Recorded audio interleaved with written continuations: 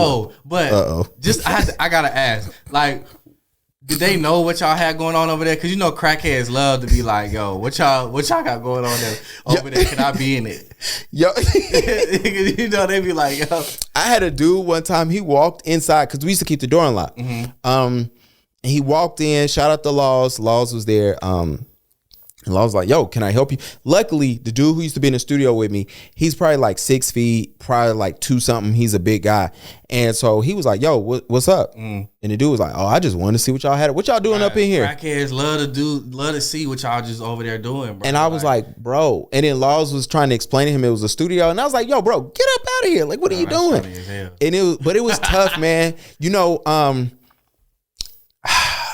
the hood will teach you some things. It teaches you, like, you know, you keep your head down, you keep going. It's you know, that whole situation taught me to grind about life. Like, the hood will teach you a lot of shit. Yeah, and I was just like, yo, man. And then I really, you know, the biggest thing, and I don't want to serious this out in the first 3 minutes of the pod, but it taught me about how the government, the city, the world just don't care. Certain places they don't give a damn about, right? That's true. And because it's like, if they wanted to, Charlotte could fix Sugar Creek if they wanted to. I don't care what nobody says. It's not a big homeless issue over there. And if anybody has a homeless issue, it's because of drugs and prostitution. It's not, you know, when you talk to the police will tell you it's not a high violence situation. Like, but it was just like, yo, y'all not even trying to clean this shit up, man. And it was just a tough spot. If you listening, I don't know where this podcast starts or ends at, but I have a guest who I'm proud to say I've known since we were 6 or 7. I'll tell you a story off mic. Remind me to tell you a story off mic. Yeah. Because I ain't gonna forget. Yeah, because niggas is watching. I'm gonna put it like that. I've been knowing you. So I remember we in elementary school. I pull up. It's a whole new school for me. And it was like 5 or 6 like black students in the back. Like, just because of the way everybody last names lined up. And the rest of the class was white. Mind you, I came from the east side. It was fairly new for me too, though. Really? I came from Paul Creek. Okay. Yeah. That was my school, and then they rezoned some shit, and here we are at Long Creek, and I'm like, bro, what the fuck? It was new to me too. And so I meet you in the 3rd, 4th grade, whatever it was. And I think we had classes together all the way up into 10th grade. It was just funny how that we go from there to middle school to high school. Yep. I remember when you first told me you wanted to do music. And for anybody who's listening, I'm gonna throw this in there. That's funny. It will be little to no music questions in this damn podcast. I see y'all asking the same questions. That had to have been around 7th grade. Yeah. Because you, Brian, and AJ came to the crib, and you was like, "Oh yeah, you had that. Was it a party? Was it a birthday party, or was it? It was it was my birthday party. My mom let y'all come over. Yeah, and I remember you was like, "Yo, I do music," and then I was like, what you do?" And you was like, "I rap." And I remember AJ was like, "Me too." And I gotta say, I ain't trying to hate. I think back in the day, AJ was the best rap battle, y'all. Oh, he was. Okay, cool. I just wanted to get that clear. Bruh, back then, nigga, I was trash.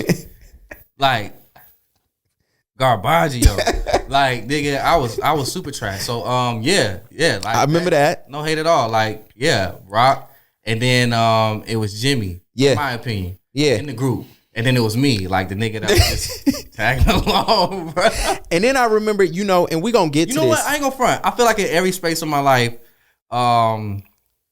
group wise, I was always a nigga that was just tagging along. I'm just here because my niggas do this. Like, even when I was in Forever FC, I felt like I was just here. Yeah, like, nigga, I'm just here because my niggas do this shit. So what about art? A lot of people don't know you do art. Oh, art was like my actual passion. Yeah, I remember we had art class together. And then I remember you remember when you used to color jeans? Used to draw on jeans? Yeah, I had the airbrush. Yeah. You did me a pair of jeans. Yeah, I had the airbrush. I think I did? Yeah, you put a little ace on them. That was the other joke. Like, so... That was funny as hell. That is funny. Because you used to hustle in school. Like, you was like... I remember as a child, and I remember us like in school, it was like, you know, I never did music, never tried to. It just wasn't me, right? But I remember in art class, I had a thing for art, and it's funny now because I'm a photographer. I remember when we reconnected, and I came through at the apartment. The first thing you were showing me was like drawings you were doing, and so a lot of people don't know you about art. What is it about art that you love so much? Art used to, at the time, even though I didn't know that it was deemed or called anxiety, but art used to help ease my anxiety and help ease a little bit of the things that I was dealing with at the time with my mom remarrying and shit. So I felt like art was like my escape. Okay. And I feel like that's also ultimately why I got kicked out of high school, because it was like around that year is when I got kicked out of art class and I got put into another math class. Okay. So I turned up after that because I was kind of tight. You know, because art was at the end. Remember, art class was at the end of so now I have nothing to look forward to. Yeah. I'm in 2 math class, bro. Yeah. Like I don't got art to look forward to at the end of the day. So I kind of like turned up after that. Like y'all niggas tripping. Dude, and so let me ask you this. Do you feel like the people around you, whether it was friends, stuff like that, especially in high school, like turned they back on you when you was going through that rough patch? Or do you feel like did you feel like you was by yourself? Because I remember. I wouldn't say I felt like in that space that people turned their back on me, but I definitely dealt with things alone in that space. Yeah. So that's why I felt like art was so important to me in that space and time, and music. Yeah. All that shit was important. And even like just having friends, like we would like go out to the mall, movies and shit like that. Like even just having friends, but I felt like I definitely dealt with a lot of shit growing up on my own. You know, it's I always laugh because it was like probably 8th grade as like probably my lowest time, right? And it was like when you got to school, you couldn't show that you was going through shit, right? And it wasn't like I wanted to come to y'all and be like, yo, I'm going through stuff. Because I was getting picked on a lot, like heavy. And it was like, you waking up and you like, yo, I don't want to go to school. I'm dealing with this shit every day. And I just remember, me and you have talked about this plenty of times. It's like a reoccurring thing. Like I remember when I left in 10th grade, and then I remember talking to you later and you was like, yo, you didn't know I like got kicked out of school. And I was like, nah, bro, I was not even there for that. And it was like this big break in school, right? And it was like, but I always think back to it. I'm like, yo, I wanted it a lot of people, because now you run into people, right? And you happy that people ain't on drugs, ain't out here like in jail and stuff like that. They're going through stuff, and you happy to see people that you go to school with. You also want to cuss people out but who you know what's put crazy? You through. What's that? I don't even mean to cut you off. Nah, you good. But like, I was such in a space in that time, I didn't even realize you were gone. Yeah. You know what I mean? Like, I didn't even realize you had left. Like, nigga, I'm still thinking that the whole time I'm thinking you graduated from Hopewell like everybody else. I didn't even know that you left. And it was a point in time where, nigga, I didn't even realize I wasn't even present in school no more. Yeah. You know what I mean? Like, it was a point in time, like, before I got kicked out, nigga, I wasn't even present. Yeah. Like, at all. So let's talk about anxiety. I've heard you on interviews, but I guess an eye opener for me, you was on a panel one time and they was talking about therapy, right? And you were talking about, I want you to talk to me about this realizing that you have anxiety, mom's has it, grandma has it, and it was like just going down and it's not being labeled or diagnosed, and then you realizing, like, what was that like? Okay, one, I'm still currently trying to get a grasp on anxiety and depression. Got you. Because both of those two like run hand in hand. Absolutely. They're like cousins and shit. Yeah. But, I didn't realize that I had anxiety or depression until I got therapy. And the only reason why I had gotten therapy was because I had tried everything else. And there was a point in my life, like a really low time in my life, where I'm like, okay, I've dealt with this on my own for so long, but I've reached a point now to where I need some help. Gotcha. And remember we was talking about how it's so hard to ask for help. Yeah, bro. Facts. It was a one space in my time, or the one space in time in my life where I'm like, yo, I need help. Yeah. And so I reached out to my manager at the time, or my manager. Yeah. And I told him like, yo, I think I need some help, like as far as like mental shit, because I can't deal with this on my own no more. Yeah. And somehow he found through the label that you could get access to therapy and shit. Yeah. Like that. And so my first therapist was this white lady named Hannah. Okay. She was really cool.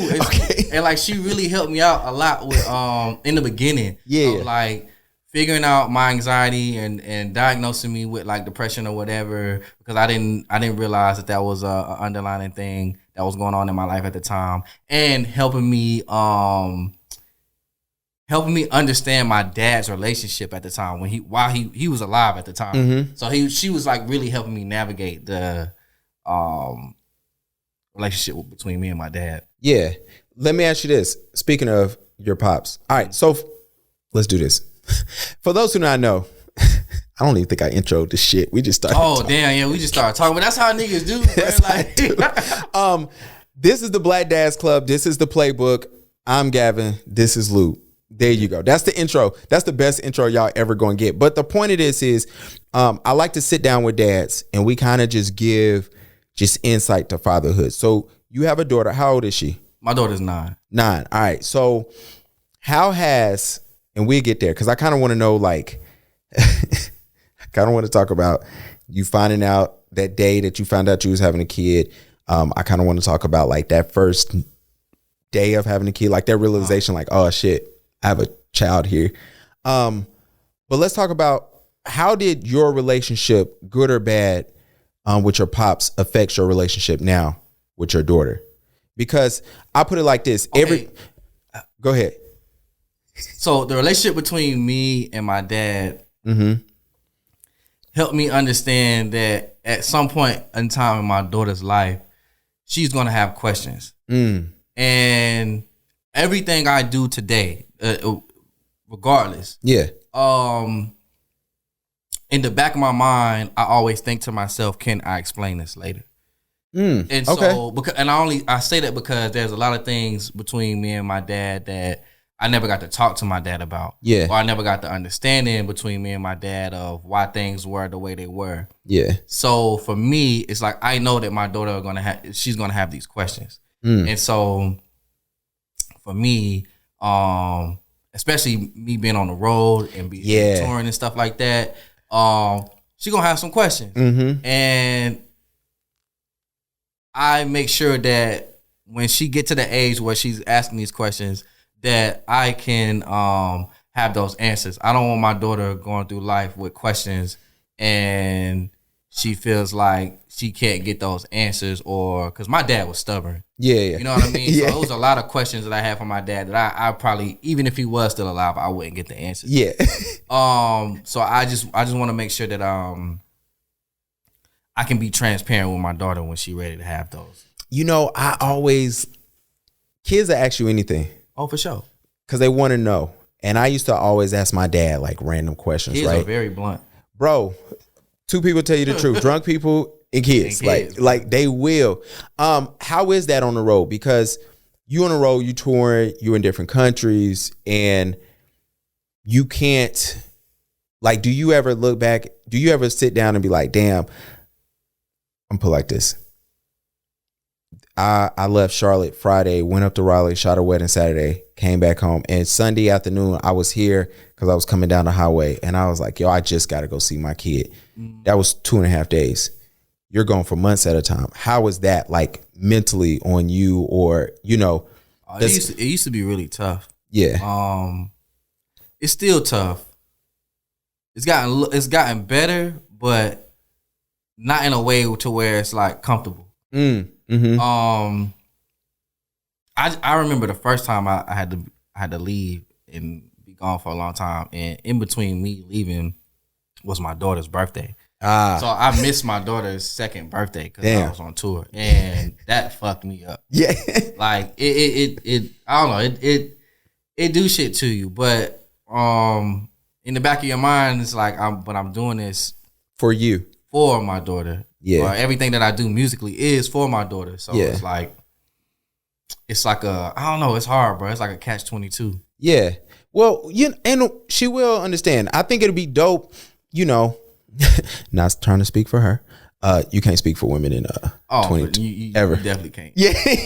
But I do think it's like, I look at myself and I'm like, man, working, the grind, it's to provide, it's to help, it's to give them a lifestyle that we weren't afforded. You know what I'm saying? It was, so I imagine that one day she's gonna grow up and be thankful. And then when you do come home, you're there. You know what I'm saying? So it's super dope in that respect. So tell me about this infamous day that you found out that you were having a daughter, or that the mother of your child, she was pregnant. Tell me about that day, because you was at work. I was for sure at work. That shit was scary. My heart sunk. Yeah, it was scary, and I'm not saying scary. I just knew where I was in that point in time. Yeah, I had a job, but me and my daughter's mom, I ain't gonna say we was barely making it, but it was definitely a check to check thing for me. Facts. So when she said that, my heart definitely sunk. But you gotta think, I'm like 24, 25.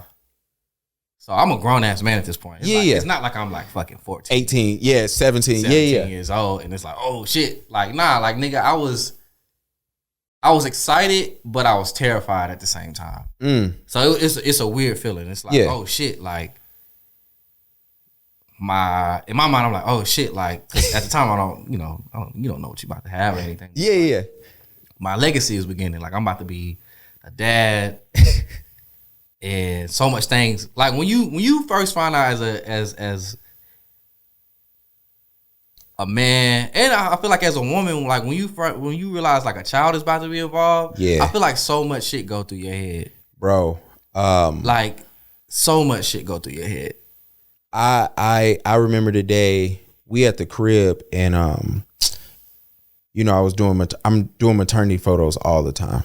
And I remember we making this flower set. Me and Karina, we sitting down, we're making this flower set, and it's super cool. And I'm making it for a mom. And I remember Karina gets done with it, and she goes, yeah, maybe one day I can sit in front of this. And I'm like, why? Like, this is for moms. And she goes, I'm pregnant. And so we start crying, and because it was for me, it was like a super happy time. And I remember, so you happy? I'm like, oh shit. And then it hits me like, oh shit, I'm about to have a kid, bro. And it's like, you start questioning yourself as a man, like, am I ready? Do I got everything? Can I do this? Can I do this? Can I feed this?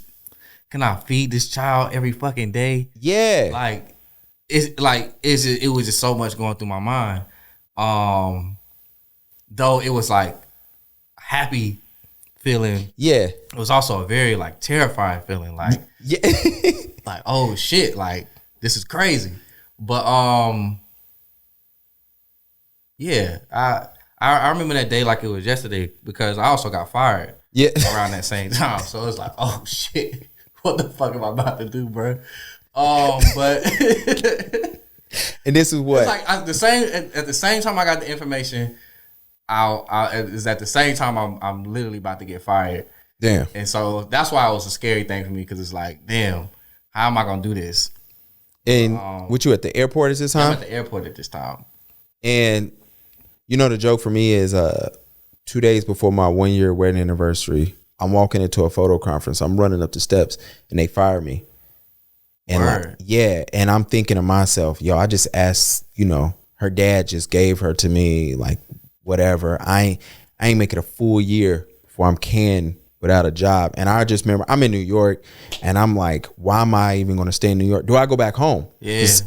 Because I'm like, I can't afford, like, I'm trying to figure life out. Yeah. And that's the crazy part. And then I remember, fast forward, I remember when we in the hospital, my boy comes out, and I remember sitting there like, oh, it's real. I swear to God, nothing gets more realer until the baby comes. You know what I'm saying? Bro, like, you see his stomach, you see it growing, and it's like, I'm about to have a baby. Yeah, this is cute. It's like, for some reason, you're still in fucking...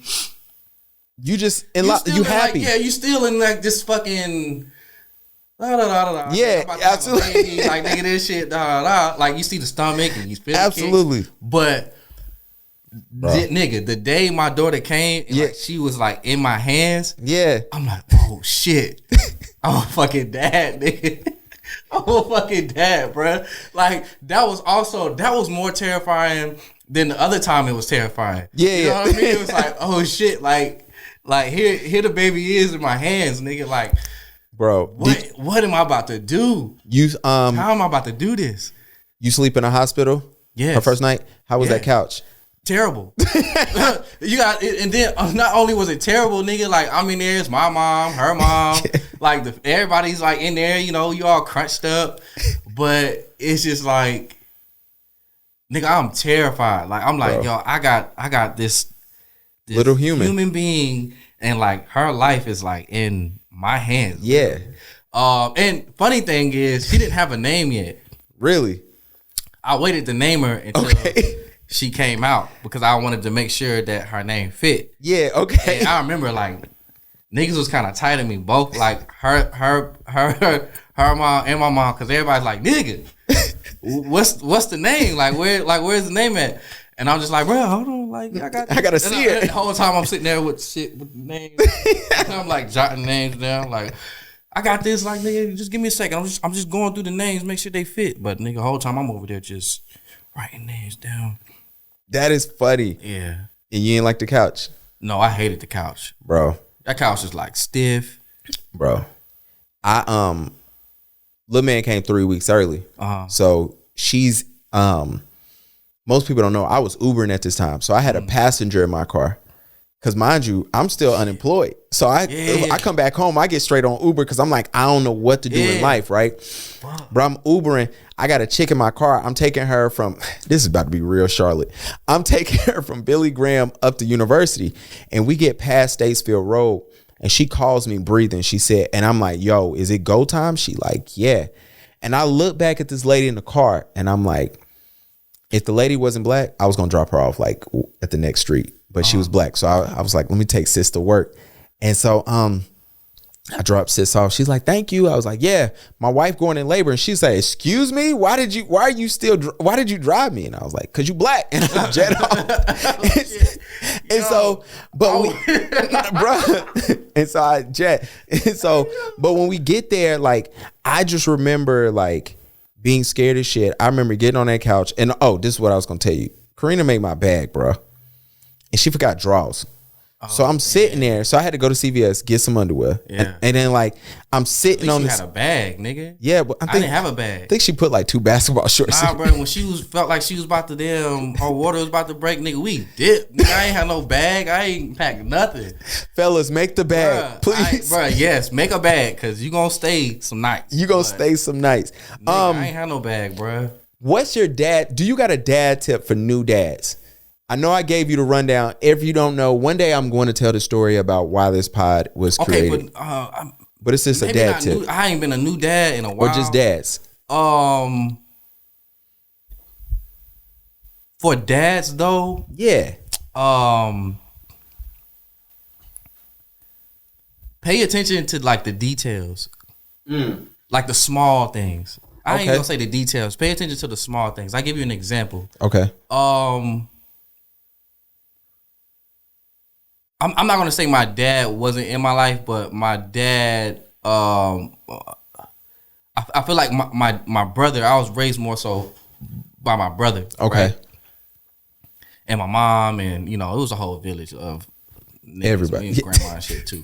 But when I was younger, right, anything that my brother saw me do, he would like indulge in that. Like if I was drawing, like it could have been a stick figure. Yeah.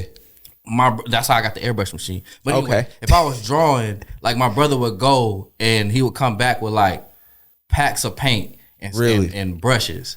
And then I would get better at that and he would be like, all right, bet, like you here, so I'm about to go get you this airbrush. Bet, you doing this, that, and the third. Like he saw I was in the cars. He's like, oh, bet, you in the cars? Bet, we're going to do these model cars. That way you get to learn all the different types of cars, what engine go in them, blah, blah, blah. Oh, where'd you like to do music? I'm going to go get you this piano. Yeah. And you can start with the piano. I'm going to get you this microphone. You can record. Yeah. Like, anything that you see that your child is picking up on, like indulge in that, because you never know what can come out of that. Facts. You know what I'm saying? And I pick up on that a lot. Like my daughter loves to do hair, so we got our mannequins. Yeah, you know, mad dolls with long hair, so that she can just, you know, it's dolls all over the fucking crib, bald headed, bro, because she in there snipping and doing all type of shit. But you don't know what's gonna come out of that. You know what I mean? I done grew my hair out now, so now it's like, nigga, I might not even, you know, I wouldn't let her touch my hair now, but come on, man, you got to sacrifice, year on down the road, like, bro, I might not even have to be asking nobody to do my hair, bro. Now you gotta sacrifice. You know what I'm saying? But like for dads, I just say, like, you know, pay attention to the small things, and if you see them picking up on something, indulge in that, because you never know what they gonna do with that. Did you ever feel like you had to hide that? I told you I wasn't gonna do music questions. Did you ever feel like you had to hide some of the art stuff that you like, because you didn't want people to like shame it or question it or judge it? Music, yeah. Really? I hid my music from my mom until I couldn't. Like, niggas was knocking on the door now about my music, so I couldn't hide it no more.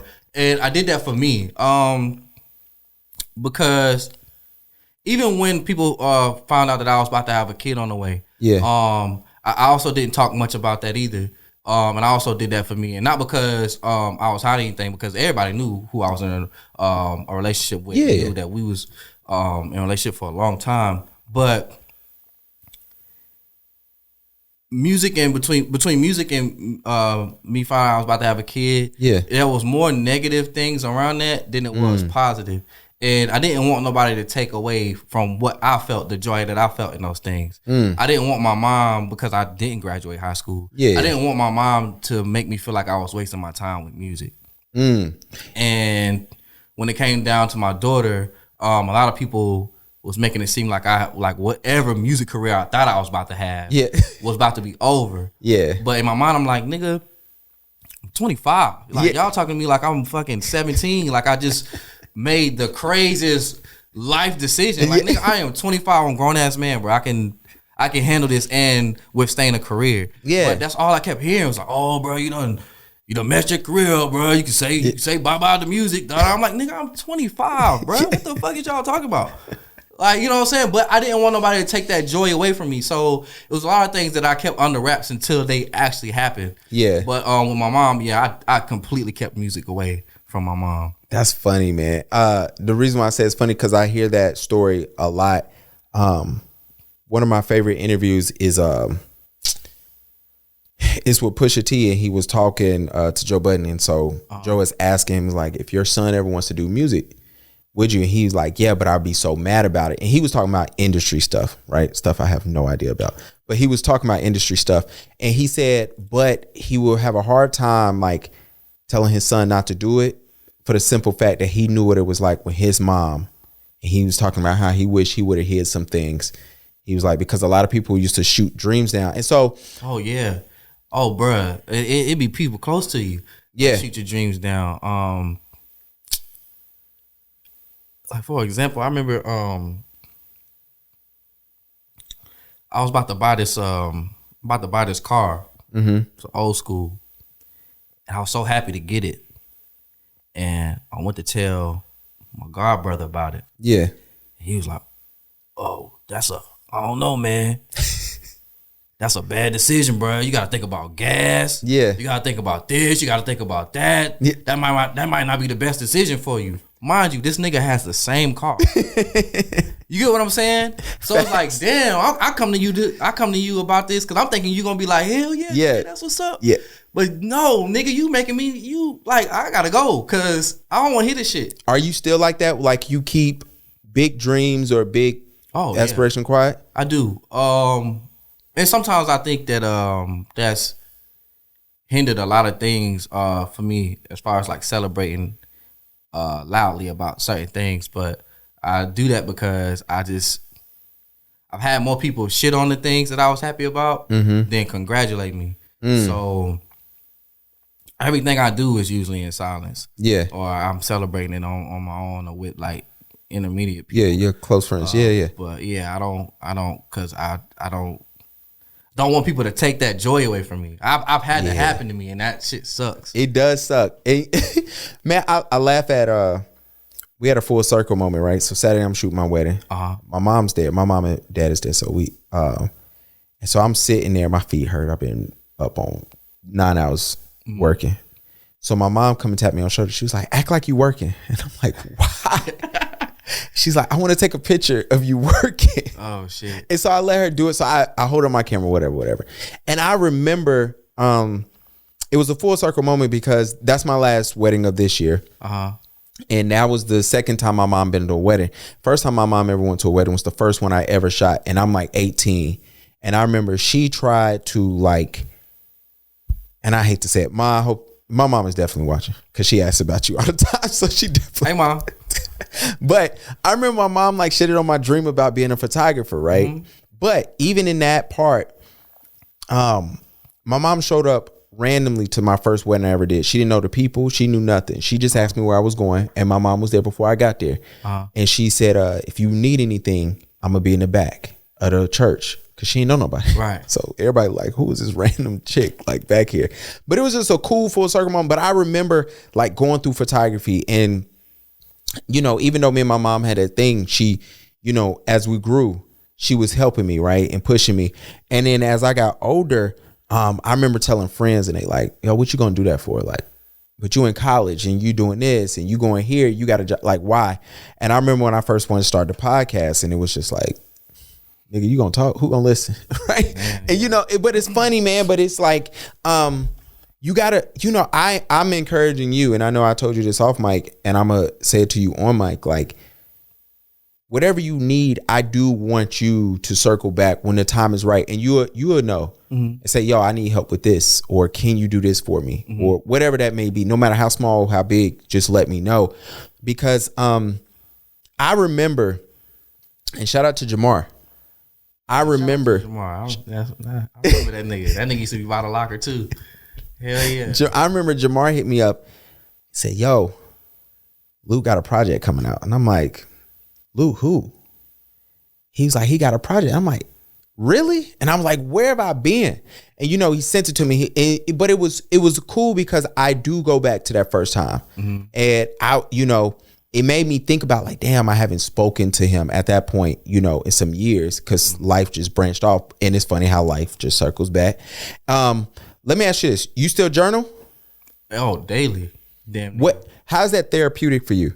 Because again, like I said, it's hard for me to outwardly express the things that I go through and feel without, you know, people being judgmental. And, with my journal, it's just me and my journal. Same thing with it. With my music is my journal. Yeah. But with my actual journal, it's like it's me and my journal. So I write down how I feel, what I feel, and it's also dope for me to be able to go back and like to kind of experience that space when I'm in a whole different type of space. Like, say like in my journal, right? I can go back to last June or July, like, oh wow, damn, I was feeling like that a couple months ago. And then I'm like, again, I just got off tour. It's like, damn, I would have never thought in July that I was gonna be on tour in fucking October, September. You know what I mean? So it's like shit like that is kind of cool because it's like, damn, I was feeling like this 3 months ago, and here it is 3 months now,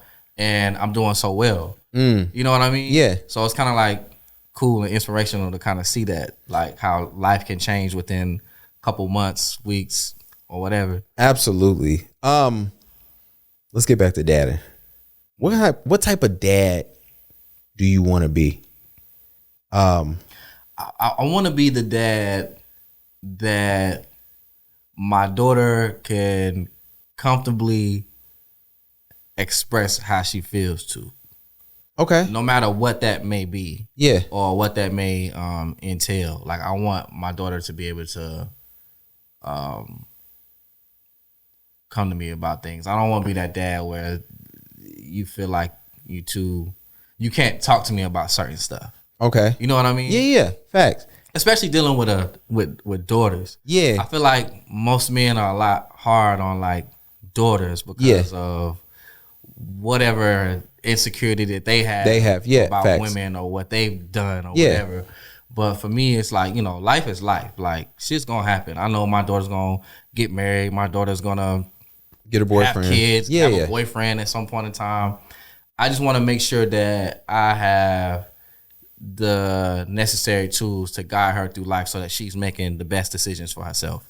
Yeah. Because, it's inevitable. Like, she's gonna make decisions, and it's gonna be decisions it's gonna be some times where I'm like, yo, I gotta either bail her out of some shit. Yeah. But I want her to understand the decisions that she's making. Yeah. And I just want to be there. Was when you found out you was having a daughter, were you scared? Because I wanted a daughter at first, right? Mm-hmm. Like, I really wanted a daughter, and I got a son, and I remember my dad was like, he knew I was kind of like not disappointed. I think I got scared. I was definitely more scared once he broke it down to me. He was like, yo, you about to have a little you. Yeah. And but the funnier part was he said, at least you've navigated this area of life before. So for you, were you like even more afraid because it is a journey you have not taken because she is a woman? Or I honestly, I never thought of it like that. The way my daughter is, I low key still felt like I was raising a little me. Yeah. Like my daughter, I don't know, bro. She a Gemini. Yeah. Also, okay. So it's like nigga be throwing sometimes, bro. But that's like my dog. You know what I'm saying? Like, absolutely. It was point of time where like, and to this day, like my daughter's like latched to my hip type shit. Yeah. Like, but it didn't matter that she was it didn't matter if it was a boy or girl. Like, yeah. Don't get me wrong, I would love to have a boy. Like, shit, if I knew I was having a boy tomorrow, I would have a baby tomorrow. Yeah. You know what I'm saying? Like, a daughter and a son, like, you good to go. I don't need no more after that. Yeah. But I found it to be a really cool experience. Having that bond, that daughter and father bond.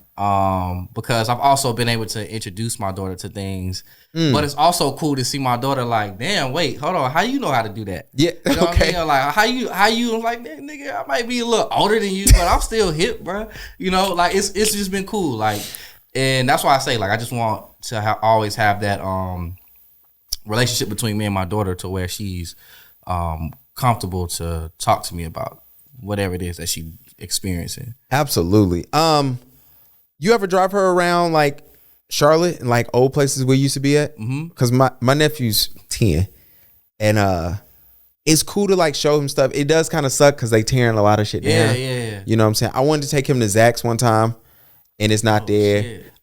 You know, I think my sister might have took him to the chicken coop one time, like before. You know what I'm saying? Like, luckily for her, she well, when she came, I ain't gonna say luckily for her, but when she came, nigga, I was still in the hood. So and the hood that I grew up in, absolutely. Like, so she got to experience that a little bit.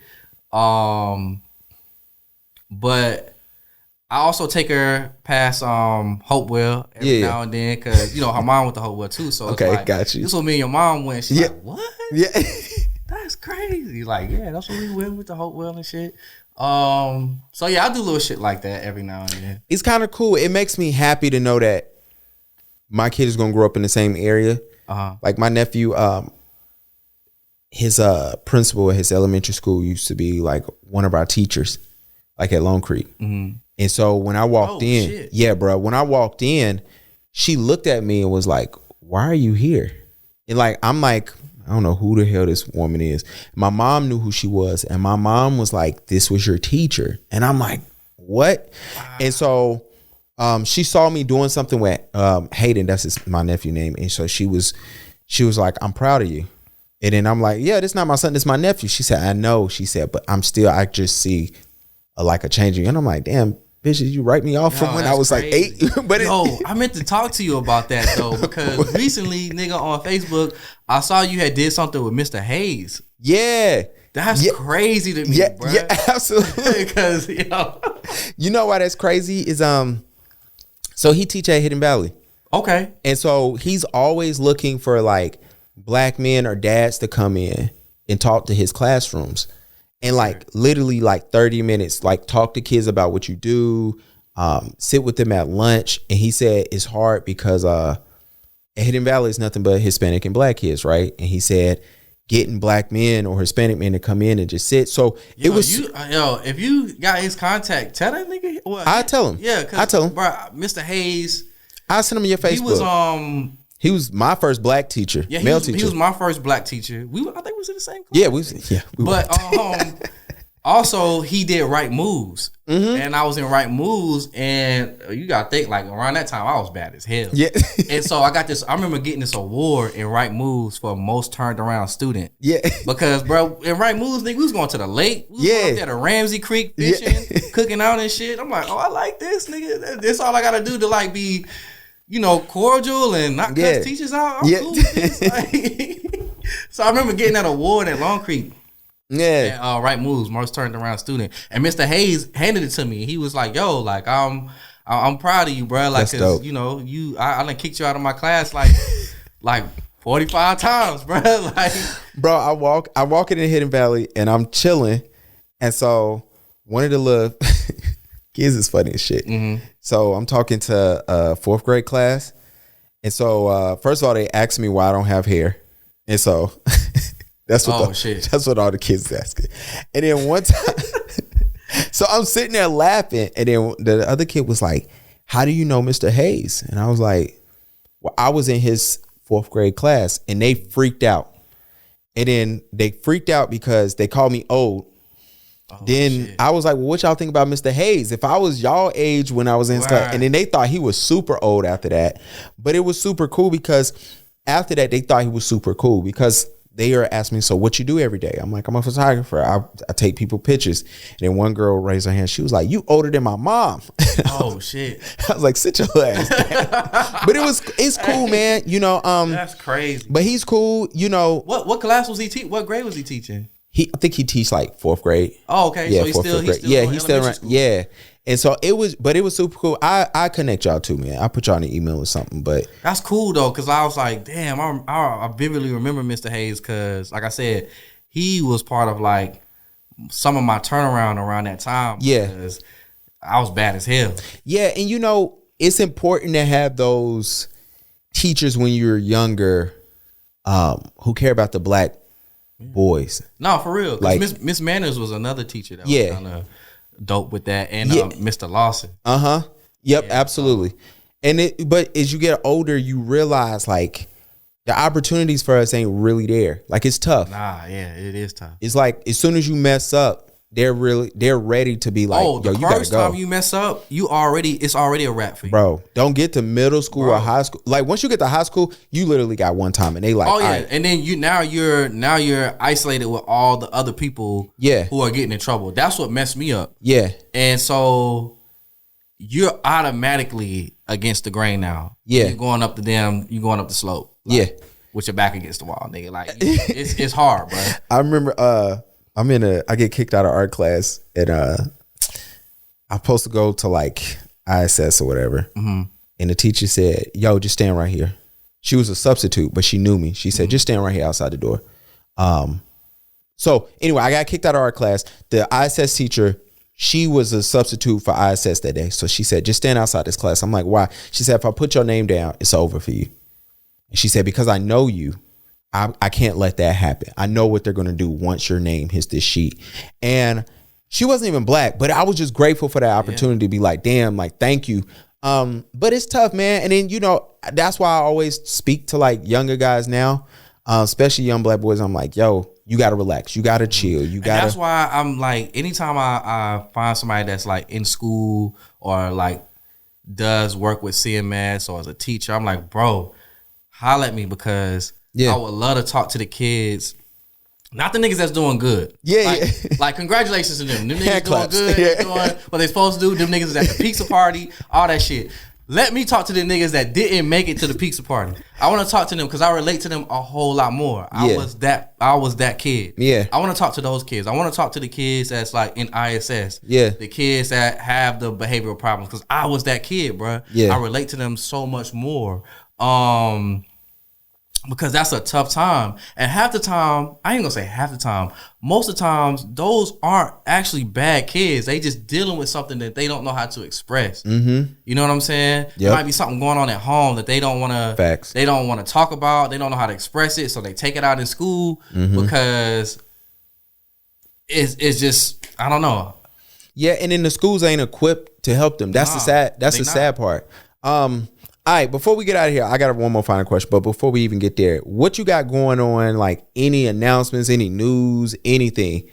What it could be? It can be about anything. It can be about your music. It can be about your art. Do you sell your art? I don't. Why not? I don't know. What you mean? I make it for me. I know, bro. So for me, you know, it'd be dope for you if you had an art show. I thought about it. I thought about that. I thought about having an art show or gallery or show. Yeah. I was actually gonna do it for the album. When I dropped the Gold Mouth. Yeah. Cause it's like a painting. Yeah. Okay. Thing. So I was gonna do an art gallery, but I still might do that shit. You should, because first of all, you're good, and I'm not saying that because you good. I'm a little rusty. You can knock the rust out. Yeah, you could be better. There we go. So, but you should do it because it's like, bro, I think it's cool, especially I think it's super cool when you find out that musical artists have other talents. And well, you know, creatively it's all the same. Yeah. You know, in a way. It's just that it's another way of expression. Yeah. And I think one, I mean, when I met you, you were doing that. Mm-hmm. Didn't you? And that's crazy part is like a lot of people from that era know me of doing the art shit, but a lot of people musically don't know that I draw or that I can draw. And you got to start going to more poetry shows and open mics. I do a little bit of open mic. Yeah, I'll dip in every now and then. I saw on your Facebook page when you announced it, and I was like, "Damn, that's super dope." Yeah, was you nervous? Well, yes. Okay. Yes. I ain't gonna lie. I was just about to lie. No. I was very nervous. Even when I perform, I'll still be nervous. Really? Yeah, I be nervous as fuck. I have anxiety, nigga. Like that shit be terrifying. True. Nigga, like, bro, it be like a nigga could say that nigga killing that shit, and that shit would throw me off, bro. I'm like, oh shit, like my mind just be all over the place. So one thing will just like throw me off. That is crazy. Seeing you perform, seeing you do stuff. Like whether it's on, I'm getting a lot better now. Like as far as like handling my anxiety and like being able to project and like speak to people or like talk to people, talking to the, you know, I don't know how to explain that shit, but like you would think as many tours I've been on, it would be easy for me. But yeah, hell no. What helps with your anxiety? I do like breathing exercises. Okay. Not drinking. Yeah. Shit like that. That's good. I mean, cause I used to think drinking helped. Yeah. Like kind of loosen. That shit makes it worse. Like 10 times worse. You can't do that. Yeah, you can't. You know, I don't have let me tell you when I get anxiety. When it's people I know, if it's a group of people I do know, and I have to do something in front of those people, that's when I get the most nervous ever. Like, really? And I call it, because I get more comfortable when it's around. I could do like, if it was like a room of like 100 people I know. Yeah. Oh, nigga. Bro. It's lit. And you know, and damn, I don't want to say this. 100 people, niggas I don't know. Bro, I can kill that shit. Nigga. Cause you know, in my mind, I might not never see y'all after this. Y'all might not. True. You don't know who I am getting there. You know, and you know, one of my favorite things was one of my homegirls. I was going through this dark time. My socials was growing, and I'm growing as just like this person online, and it's very on a tiny scale. But I say that to say, people were approaching me, people was booking me simply because they saw like a look on social media, right? Mm-hmm. And I remember I did a shoot, and a young lady said, I just thought you'd be so much different in person. And I was like, it was like 8, you know what I'm saying? I was tired, and I was just like, well, who did you expect? Because this is me at work. Like, I'm chill. I'm in my element. I'm doing my job, because I really treat my photography like a job. Like, I show up, I do what I'm supposed to do. I clock out, allegedly. never clock out as an entrepreneur. But and then I reached out to my homegirl and she said, yo, you're becoming somebody you're really not. And she said, I think that's why you might be struggling with it. And I realized that's what it was. I was trying to be like, when you meet me, I was trying to be that loud, funny, crazy person who say outlandish shit. And it was like, yo, that's only me sometimes. Like, and so it's hard not to get caught up in that social media image of yourself, right? And so I say that to say, like, now if it's a room of 100 people that I really do know, or people that know of me or know me, I feel like I get this anxiety of, damn, I hope I'm doing it right, and I hope I'm believable to them. But you know what's crazy? I get the complete opposite. Yeah. I get people that say shit like, damn, I didn't expect you to be either this cool or this nice. And I'm like, damn. Like, what did you expect me to, like, how do you, what was you expecting me to be? Yeah. Like, how do you, like, do I look like an asshole? Like, I don't know. Like, and so that always struck me, but I'm always the, it's like, I'm always the same person I am within my art, who I am in real life. Nothing changes in between that. I don't put on a mask or become this character. Yeah. Yeah, I just am who I am. I am what you see. There you go. So all right, we gotta see you at more open mics. We gotta get this gallery showing done. That'll be dope. Yo, I actually want to look into that. That'll be dope. I actually want to figure out how can I do that? How can I get my if you do it in Charlotte, it's some places. I would definitely do it in Charlotte. Yeah, it'd be definitely some places where you could, whether you talk to the Light Factory or you fucking talk to one of these galleries and say, hey, this is what I want to do. What would I put in there? Everything. Your paintings, anything. You can create new shit. You can, you can find, and then you could partner like with some other artists if you want to just fill it out. Like, I think you should do it. I think it'll be dope. I hate when some people do this on podcasts. I am challenging you to do this for 2024. I think I might look into that. Yeah, you should. We'll see how Put Mark on it. Shout out to Mark. Yeah, by the way, Mark. He at the game right now. Oh, that's what's up, man. On his game. He, it's funny. I'm gonna say this before we head up out of here. I'm happy to see y'all still rocking it because it's dope. Yeah, like my dog. Yeah. Do you remember Nick Whitehead? Mm-hmm. That's my DJ. Really? Yeah. So it's very Hopewelled out over here, nigga. Yo, that is funny. Yeah, like it's really Hopewelled out. And that's dope. Yeah. Cause it's like people that you've known. It's like not even like forget that part. Forget that you know Mark.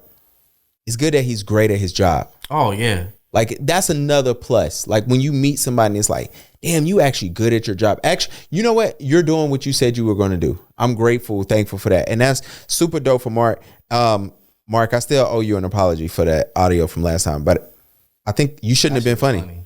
Yeah, he shouldn't have been funny. I kicked the mixer. That shit was so funny, bro. Yeah, but we still had a great time. Yeah, it was a great time. We had a great time. What's the biggest improvement? My last question. What's the biggest improvement you want to make as a dad? For me, I want to get my kid out more, but I want to, he's only 2, so he's young. But I want to get him more educational stuff. Like he goes to daycare, cool, man. But when he gets home, I want to sit there and talk to him more and he don't have to, this boy loves Spider-Man. Like he's in love with Spider-Man, right. But so I always think about like, yo, this is the improvement I want to make next year is like talking and hanging out with him. Like he'll get on the floor and he'll draw, we have little things and he'll draw and stuff like that. So that's some things I want to work on. What you want to work on as a dad? I feel like for me, it's the same. Like we get sometimes so caught up in like working and doing stuff. Like I want to, I definitely want to tap in a lot more. And because they got that winter, what's it? It's like Winter Wonderland shit at the baseball stadium. Yeah. I was like, yo, I want to go to that. Yeah. Because last year I wanted to go to that, but by the time niggas was about to do it, they had took it away or some shit like that. But I'm like, yo, I want to do that. I want to tell, because she like to do stuff like that. Yeah.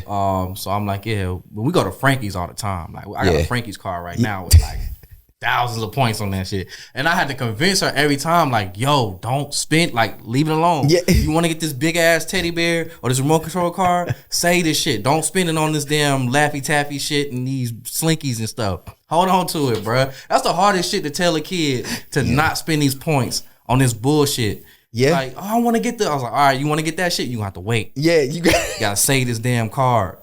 Don't be spending it. But like, we go to Frankie's all the time, do the go karts. Oh, that's dope. I actually can't wait till she's like tall enough to actually drive it herself. Cause I'm like, bruh, when you ever drive this shit, you gonna be racing your daughter, bro? Hell yeah. I'm like, bruh, I'm gonna be whooping your ass. In First race, you gonna let her win, or you gonna? No, nigga. Why not? No, she's your daughter, man. No, my daughter is very competitive, bruh. So you ain't gonna let her get the first one? Hell no. You gonna let her get the second one? No. I'm gonna whoop her ass every single time. So you just teaching lessons early. You got to get better at this shit. I ain't about to. That's another reason why I'm about to go back and at some point I'm going back to get my either my high school diploma. Well, I really want to just get my high school diploma. Yeah. GED, even though they basically the same thing. Yeah. But I just don't want her to have no excuse to not fall through with the things that she need to fall through with. Yeah. I don't want her to have no excuse or use, well, you didn't do it, blah, blah, blah. Like, no, nigga, you still got to go through the motions. Even when I tell people that, they're like, well, nigga, you don't need it. I'm like, that's like telling somebody who walk to work every day that a car is overrated type shit. Yeah, you know what I mean? I understand. It's like, it's more so a personal thing. It's for you. Yeah. It's certain things I want to do. Like, I always wanted to go to a HBCU, right? And so it's funny because I was going to look up a degree and go to like A&T or go somewhere. And then like, it was funny, whoever I was talking to, they was like, for what? You're a photographer. You don't even use the degree you got now. And I'm like, well, it's a personal thing. But yeah, that'd be dope for you. Yeah. After the art show or before the art show. Maybe so. No, it ain't. You doing this art show. You know what? That's going to be a weekly text for me. Where we at with the art show? I'll be like, nigga, I don't know. Nigga. Come on, man. I don't know, bro. Look. I ain't heard from nobody. Oh, my God. Look, if you are a gallery in Charlotte, we're looking for space right now. Don't make me have to call the Light Factor and be like, yo, he's thinking about this. Call him. See? Call him. Oh my God. Like that Tyrone song. Oh, my gosh. Anyway, look, I want to thank you for coming on. I appreciate you. Thank you for staying on my head about this. But thank you for being willing, because you're a busy man. You know what I'm saying? I ain't that busy. This man was trying. It looked like it. No, you are busy. But I ain't no busy. Oh my God. I want to thank you for coming on. Shout out to my brother-in-law. He loves everything you do. Like, seriously. Oh, I met him at the when we went to Whiskey Warehouse? Yeah. Shout out to him. Yeah, he was cool with all the hair. Yeah, I remember. Yeah, because you was talking about his hair. But yeah, man, I do appreciate you seriously for coming on, man. And hopefully you can come back on. Yeah, I'd love to come back. Nigga, bro, like I tell you all the time, nigga, just hit me. Oh my gosh. I got you. Look, make sure y'all listen, subscribe. Make sure y'all follow him. His information is in the description below. I hate when they do that in videos because it's not. I'm not putting no tag on. I'm putting in the description. But anyway, and we're gonna holler at y'all next time. Yeah.